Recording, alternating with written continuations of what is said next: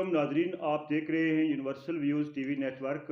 और मैं यहाँ पे लाइन ऑफ कंट्रोल के एक अहम देहात मदारपर के मकाम पे मौजूद हूँ। और आज हम स्पेशल प्रोग्राम करने जा रहे हैं बल्दियाती इंतखाबात के हवाले से। बल्दियाती इंतखाबात का दौर बड़े अहसन तरीके से इंजाम को पहुँचा, और इसका क्रेडिट जो है यकीनन यहाँ की जो इंतज़ामिया थी उसको जाता है। और आज हम इस हवाले से गुफ्तगू करेंगे, और हमारे साथ इस मदार पर वार्ड की एक अहम शख्सियत जो एक गैर मामूली जीत की वजह से मंजर आम पे आई हैं, उनसे हम नशिस्त रखेंगे।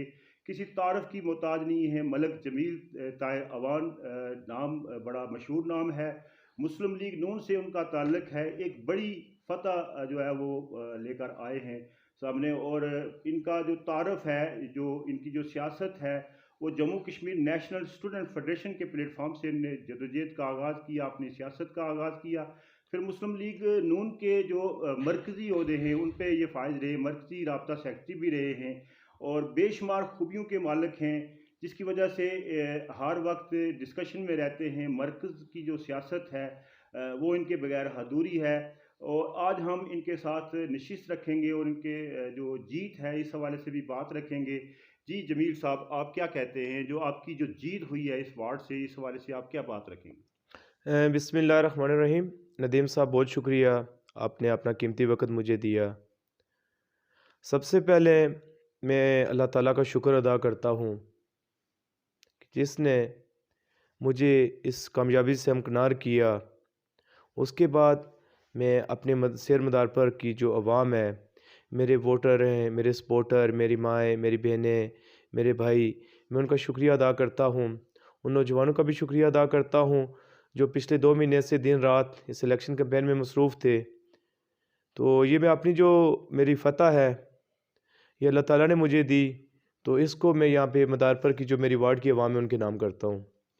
जमील साहब, आपके मद्दे मुकाबल बड़ी कदावर शख्सियत थी, पॉलिटिकल लोग थे। क्या वजह है कि इतनी बड़ी कदावर शख्सियात को छोड़कर लोगों ने आपको यहाँ पे अपनी नुमाइंदगी के लिए मुकर्रर किया, उन्हें अपना नुमाइंदा आपको चुना है? क्या वजह हो सकती है? आपके अंदर क्या ऐसी मकनतीसी कनेक्शन था, क्या वजह थी? नदीम साहब, सबसे पहले अल्लाह का ताला का शुक्र अदा करता हूँ कि मेरी अवाम ने मुझे अपने वोट के काबिल समझा। मैं एक अदना सा पॉलिटिकल वर्कर हूँ, जैसे कि आपने तारीफ़ में भी बताया है। तो अरसा 15-16 साल से मैं इसी अपनी अवाम में मौजूद हूँ। तो जहाँ तक मुझसे सियासी तौर पे हो सका, यहाँ पे जितने भी छोटे-मोटे काम हुए, अपनी तरफ से डिलीवर करने की कोशिश की। बाकी आपको पता होता है कि यहाँ पे लोगों के थोड़े-थोड़े मसाइल होते हैं, मुख्तलिफ़ तरह के, उनको मुश्किलात होती हैं। तो मैंने अपनी तरफ से कोशिश की कि इन लोगों को के जो काम जहाँ तक हो सके मैं इनके साथ खड़ा हूँ। तो मैं शुक्रगुज़ार हूँ अपनी आवाम का, मदारपर की आवाम का, कि उन्होंने मुझ पे एतमाद किया। मुझ नाचीज़ में इतनी कोई खूबियाँ तो नहीं है। मैं इन अपनी आवाम का शुक्रगुज़ार हूँ, अल्लाह ताला का शुक्रगुज़ार हूँ।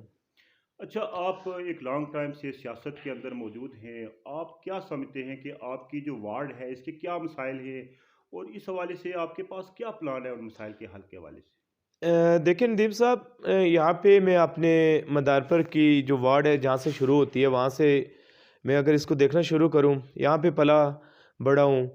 तो मैं एक-एक घर से वाक़िफ़ हूँ, एक-एक जगह से वाक़िफ़ हूँ।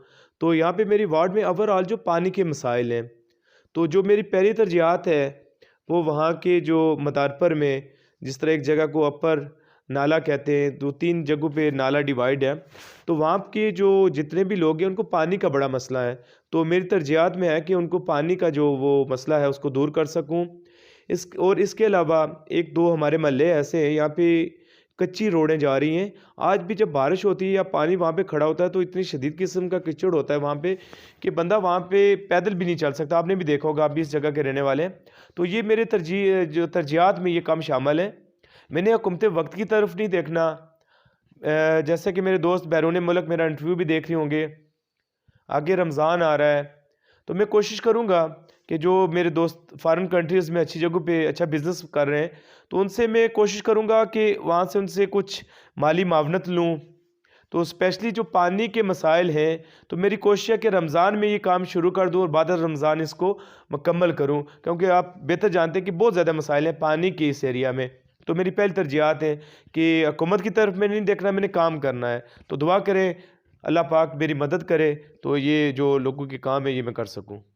اچھا جمیل طاہر صاحب، آپ مسلم لیگ نون کے ایک بڑے اہم جو ہے عہدوں پہ بھی رہے ہیں، مختلف جو عہدے ہیں ان پہ بھی آپ فائز رہے ہیں۔ یہاں پہ جو یاسین گلشن صاحب تھے وہ 2 مرتبہ تسلسل کے ساتھ جیتے بھی ہیں، آپ ان کے بالکل فرنٹ مین کے حیثیت سے جانے جاتے ہیں، تو یہاں کے جو مسائل ہیں یہ مسائل اپنے اس دور میں کیوں نہیں حل ہو سکے جو آج آپ ڈسکس کرنے جا رہے ہیں کہ میرے پاس یہ پلان ہے؟ ندیم صاحب، جیسا کہ آپ کو پتہ ہے کہ یاسین گلشن صاحب جب 2011 میں الیکٹ ہوئے تو اس وقت پاکستان پیپلز پارٹی کی حکومت بنی، تو اس وقت اتنے فنڈ 50,000 روپیہ سال کا آتا تھا، تو ہماری 10 یونین کونسل اور ایک ٹاؤن ہے تو اس پہ ڈیوائڈ کریں تو 5,000 روپیہ بھی نہیں آتا، 50 لاکھ آتا تھا، سوری 50 لاکھ روپیہ آتا تھا، تو اس سے اتنے ترقیاتی کام نہیں ہو سکے۔ مگر الحمدللہ جب 2016 میں جہاں پہ ہماری حکومت بنی آزاد کشمیر میں پاکستان مسلم لیگ نون کی، تو میں اپنے قائد راجہ فاروق حیدر کا شکر گزار ہوں کہ انہوں نے وزیر اعظم کمیونٹی انفراسٹرکچر پروگرام شروع کیا، جس کی مد میں ہمیں 5.5 کروڑ روپیہ سالانہ ملتا تھا۔ تو آپ جہاں بھی جائیں تو آپ کو پاکستان مسلم لیگ نون اور چودھری یاسین گلشن کی نشانیاں ملیں گی، بہت سارے کام کیے ہیں، ابھی بھی کچھ کام رہتے ہیں، تو انشاءاللہ میں کوشش کروں گا کہ اللہ تعالیٰ نے مجھے اس سے نوازا ہے تو وہ بھی مکمل ہوں جو رہتے ہیں، اتنے بھی پسماندہ نہیں ہیں۔ تو آپ کو جیسے پتہ ہے کہ یہاں پہ ایرتھ کویک کے بعد اس وقت ہمارے اجتماع جناب سردار عبدالقیوم نیازی صاحب وزیر تھے اس حلقہ کے، اس کے بعد ابھی 2021 کے الیکشن میں یہاں پہ وزیر اعظم منتخب ہوئے، مگر افسوس کے ساتھ مجھے کہنا پڑ رہا ہے کہ میری یونین کونسل سر کو کوٹا کو یکساں نظر انداز کیا گیا، وہ اپنے 7 ماہ کی جو ان کی وزارت عظمیٰ رہی ہے تو اس میں یہاں پہ کوئی اس طرح کا کام نہیں کر سکے۔ تو کوشش کروں گا جو میرے بس میں ہوا تو اپنے دوستوں سے، اپنے جو میرے رفقا ہیں ان سے میں اصلاح کروں گا کہ میرا ہاتھ بٹائیں تو میں لوگوں کی جو چھوٹی موٹی یہاں پہ ضروریات ہیں ان کو پورا کر سکوں۔ ویسے جمیل طاہر صاحب کے یہاں پہ جو لائن آف کنٹرول کا ایریا ہے کافی پسماندہ ایریا ہے، کافی بڑے مسائل ہیں یہاں پہ اجتماعی طور پہ قبرستان نہیں ہے، یہاں کے ایک بڑا مسئلہ ہے۔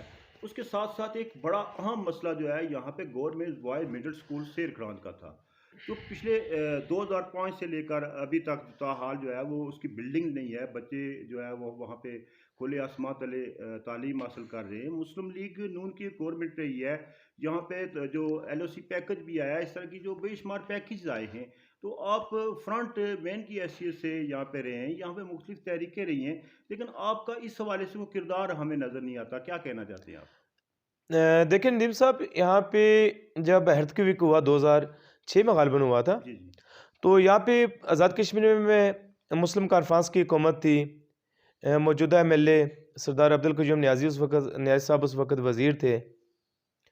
ہیلتھ ویک کے بعد یہاں پہ جتنا بھی انفراسٹرکچر کا ڈیولپمنٹ کا کام ہوا وہ ایرا سیرا کے انڈر تھا، تو ایرا سیرا ایک وفاقی ادارہ تھا، فیڈرل گورنمنٹ کا ایک ادارہ تھا، اس میں باقاعدہ اس وقت یہاں پہ ٹینڈر ہوا، ہماری اس بوائز مڈل اسکول کا ٹینڈر ہوا، کام شروع ہوا۔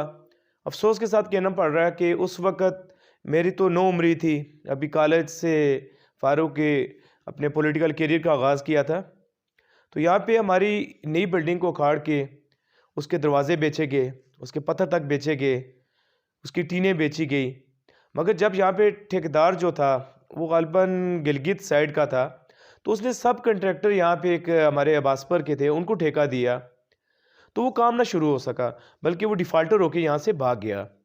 تو اب بہتر جانتے ہیں کہ ایرا سیرا کے جو پلان پہ چلا جاتا ہے اسکول، تو جب تک ایرا سیرا کی لسٹ سے نہیں نکلے گا تو اس کو آزاد کشمیر حکومت نہیں بنا سکتی کہ نارمل میزانیہ میں نہیں آتا۔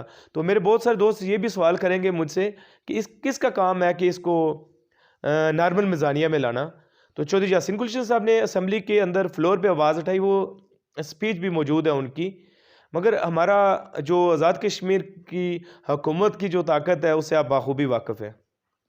اچھا یہاں پہ آپ کے مد مقابل تحریک انصاف کے امیدوار بھی تھے، اسی طرح مختلف جو آزاد حیثیت سے انتخابات لڑ رہے تھے وہ بھی موجود تھے، تو آپ کیا پیغام دینا چاہیں گے ان لوگوں کو جو آپ کے مخالف تھے، اور آپ جو موجودہ مسائل ہیں وارڈ کے حوالے سے تو کوئی اس طرح کے رواداری کا کوئی پیغام دینا چاہیں گے، کوئی اس طرح کی بات کرنا چاہیں گے ان کے حوالے سے؟ میرے نزدیک تو یہ جو الیکشن تھا یہ ایک سیاسی کھیل تھا جو 3 دسمبر کی شام 6 بجے ختم ہو چکا تھا۔ نہ تو وہ میرے پہلے کوئی سیاسی حریف تھے نہ اب سیاسی حریف ہیں۔ اللہ تعالیٰ نے مجھے کامیابی سے ہمکنار کیا۔ میں اپنے ان بزرگوں سے دل کھول کے ریکویسٹ کرتا ہوں کہ میرا کچھ آپ سے ایک کھیل تھا جو ختم ہو گیا، آپ سب میرے لیے قابل احترام ہیں، آئیں میرا ہاتھ بٹائیں کہ ہم اپنی مدارپر کی وارڈ کی عوام کی خدمت کر سکیں اور یہاں کی عوام کے جو آج بھی مسائل ہیں وہ ختم ہو سکیں۔ میں ان سے آپ کے انٹرویو کی وسادت سے یہ کہتا ہوں کہ آپ میرے بڑے ہیں، آئیں میرے سر پہ دست شفقت رکھیں، ہم مل کے اس عوام کا ہاتھ بٹائیں اور یہاں کے مسائل ختم کر سکیں۔ اچھا، ایک تو یہ ہے کہ آزاد کشمیر کے اندر 32 سال کے بعد جو ہے وہ اختیارات نچلی سطح تک منتقل ہوئے ہیں۔ آپ جیسے پولیٹیکل ورکرز کو یہ موقع ملا ہے عوام کی خدمت کرنے کا، تو اس انتخابی عمل کو جو یہاں پہ منعقد ہوا ہے اس کا کریڈٹ کس کو دینا چاہیں گے؟ اس حوالے سے کوئی بات رکھنا چاہیں آپ؟ بلا شبہ یہ جو 32 سال بعد بلدیاتی الیکشن ہوئے ہیں، اس کا کریڈٹ جو ہے وہ موجودہ وزیر اعظم جناب سردار تنویر الیاس اور سابق وزیر اعظم سردار عبدالقیوم نیازی صاحب کو جاتا ہے، جس کی بنیاد رکھی تھی۔ اس کے بعد الیکشن کمیشن، آزاد کشمیر، آزاد جموں کشمیر اور یہاں کی جتنے بھی ہمارے سیکورٹی ادارے ہیں، لا اینڈ فورس آرڈرز کے جتنے بھی یہاں پہ ہمارے ادارے ہیں، تو ان کو جاتا ہے کہ ایک اچھے طریقے سے، ایک مثالی طریقے سے یہاں پہ الیکشن اپنا منعقد ہو سکے اور اس کے بعد جو اقدار ہے وہ نچلی سطح پہ منتقل ہو سکا۔ بلا شبہ جناب سردار تنویر الیاس صاحب کو اس کا کریڈٹ جاتا ہے۔ اچھا، آزاد کشمیر کے اندر آپ آنے والے وقت میں کیا دیکھتے ہیں؟ یہاں پہ کس کی گورنمنٹ بنے گی؟ ندیم صاحب، ایک پولیٹیکل جو ورکر ہوتا ہے اس کی سوچ، اپنے ہر بندے کی اپنی اپنی سوچ ہوتی ہے، اپنا اپنا اینگل ہوتا ہے۔ تو مجھے نہیں لگ رہا کہ یہ جو موجودہ حکومت ہے آزاد کشمیر میں یہ سروائیول کر سکے۔ دسمبر کے آخر تک میں یہاں پہ تبدیلی دیکھ رہا ہوں اور جناب راجہ فاروق حیدر کو کشمیر کا وزیر اعظم دیکھ رہا ہوں، اور کچھ لوگ میری اس بات پہ ہنسیں گے بھی، مگر یہ انشاءاللہ آنے والے دنوں میں ایک بڑا سرپرائز ہوگا آزاد کشمیر کی عوام کے لیے۔ جی، بہت شکریہ جمیل طاہر اوان صاحب، آپ نے ہمیں ٹائم دیا، ہماری نیک خواہشات آپ کے ساتھ ہیں۔ ناظرین، آج ہم جمیل طاہر اوان صاحب کے ساتھ موجود تھے، اور آنے والے وقت میں ہم کسی ایک نئی شخصیت کے ساتھ پروگرام کریں گے۔ ہمارے ساتھ رہیے۔ اللہ نگہبان۔